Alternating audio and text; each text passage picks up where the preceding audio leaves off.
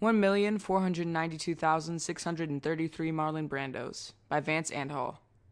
Chester McRae. Good old Chet. Best man in accounting. 6 feet tall, brown hair, brown eyes, full of vim and vigor. That was good old Chet. "God!" he screamed. "They're strangling me, the skunks!" He rose from bed, his face dripping with sweat and his hands trembling like a frightened child's. "They're killing me!" He ran past the bathroom and vomited. His wife was standing by the door when he finished, but he walked past her as if she didn't exist. "Why, Chester, what's the matter with you?" she asked, trailing him into the bedroom. "I've never heard you talk like that before." For a moment she stood watching him in numb silence. "For goodness sake, Chester, why are you getting dressed at 3 o'clock in the morning?" "None of your business," he mumbled, setting a firm upper lip and gazing at her with lizard-cold Marlon Brando eyes. He picked up his tie, laughing at it with careless ease, and threw it across the room. "See you around, baby," he hissed, zipping up his trousers and walking past her. "Chester McRae, where are you going at this time of night? You've got to go to work tomorrow. Don't you love me anymore? Chester?" But her words echoed emptily through Chester McRae's pleasant little suburban home. Chester was no longer present. Bartholomew Oliver. Good old Barth. Best man on a duck hunt since the guy who invented shotguns. 5'10", weak chin, gambler's mustache.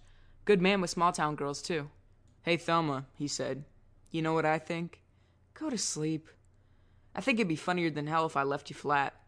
"What kind of wisecrack is that? And what do you think you're doing?" "I'm getting dressed." "It's 3 o'clock in the morning." "So? I don't give a damn. You'll come back, drunken louse." He laughed softly and smiled at her in the darkness with ice-white Marlon Brando teeth. Then he was gone. Oswald Williams. Good old Ozzy. Best man in the whole philosophy department. 5'2", 107 pounds, milky eyes. Wrote an outstanding paper on the inherent fallacies of logical positivism. "Louise," he whispered, "I feel uneasy, very uneasy." His wife lifted her fatty head and gazed happily down at Oswald. "Go to sleep," she said. "If you'll excuse me, I think I shall take a walk." "But Oswald, it's 3 o'clock in the morning."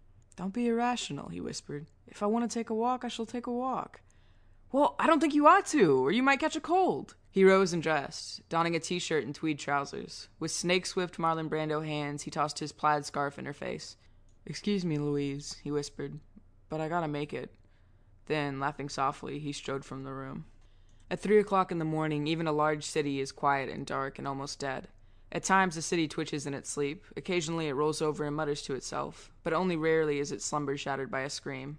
"Johnny! Hey, Johnny!" cries Chester McRae, his eyes as dull and poisonous as 2 teeny toads. "Let's make it, man, let's split," whispers Bartholomew Oliver, one finger brushing his nose like a rattler nosing a dead mouse. "I done make no move without my boys," says Oswald Williams, his hands curled like scorpion tails. Together they walk down the street, moving with slow insolence, their lips curled in snarls or slack with indifference, their eyes glittering with hidden hatreds. But they are not alone in the city. The college boys are coming in their dirty jeans and beer-stained t-shirts. So too are the lawyers in dusty jackets and leather pants. So come the doctors and the businessmen on stolen motorcycles, the bricklayers and gas station attendants, the beatniks and the dope pushers, the bankers and life-saving instructors, the butchers, the bakers, the candlestick makers. They are all coming, flocking into the city for reasons not their own, wandering in 2s and 3s and 20s, all of them sullen and quiet, all of them shuffling beneath darky-hulled clouds and ill intent, all of them proud and deadly and virile, filling the streets by thousands now, turning the streets into rivers of flesh. "Hey, Johnny," says Chester, "let's cool this dump." "Man, let's make it with the skirts," says Bartholomew. "I don't see no skirts," says Chester. "You pig," snarls Ozzy. The mob is monstrous now, like a pride of lion cubs, beyond count in their number, without equal in their lion in strength, above the common quick in their immortal pride, milling through the hot black veldt, swarming in the cities, millions of them, more than the eye can see or the mind can bear. It seems that no man sleeps, that every male in the great city must walk tonight. "Johnny," says Chester, "I don't dig no chicks on the turf." "Coley, what a drag," whispers Bartholomew. "You goddamn logical positivist," snarls Ozzy. An uneasy sound ripples through the mob, like the angry hiss of an injured ego, moving from street to street and swelling upward in a sudden angry roar. They want their women, the dance-hall girls, the young waitresses, the nowhere chicks in $5 dresses, the Spanish girls with eyes as dark as the Spanish night. And then, as though by accident, one man looks up at the starry sky and sees her standing on a balcony far above them, 20 stories above them, up where the wind can blow her hair and billow her dress like an orchid of the night. She laughs gently, without fear, gazing down at the mindless mob of rebels. They laugh too, just as gently, their quiet eyes crawling over the side of her body far above. That's my chick, whispers Chester. Cool it, Daddy, says Bartholomew, slipping into a pair of dark glasses and touching his lips with the tip of his tongue. That skirt is private property. You boys may walk and talk, says Ozzy, but you don't play. You don't play with Rio's girl. Suddenly angry words and clenched fists erupt from the proud, quiet millions that flood the streets. Suddenly a roar like the roar of lions rises up and buffets the girl in the blue, the girl on the balcony. She laughs again, for she knows that they are fighting for her. A figure appears on the balcony next to the girl. The figure is a man, and he too is dressed in blue. Suddenly, just as suddenly as it began, the fighting ceases. My God, whispers Chester, his cheeks gone pale. What am I doing out here? Maybe I got the DTs, whispers Bartholomew, but maybe I don't. He sits down on the curb and rubs his head in disbelief. Oswald does not speak. His shame is the greatest. He slinks into the darkness of an alley and briefly wishes for an overcoat.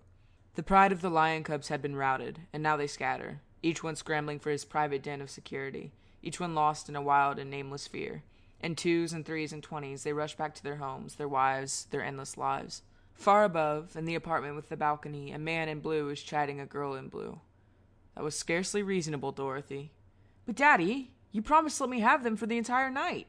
Yes, but I wasn't really going to let them hurt themselves. Really, I wasn't. But, Dorothy, you know these things can get out of hand. Oh, but Daddy, you know how I adore strong, quiet, proud men. Rebellious men, like Marlon.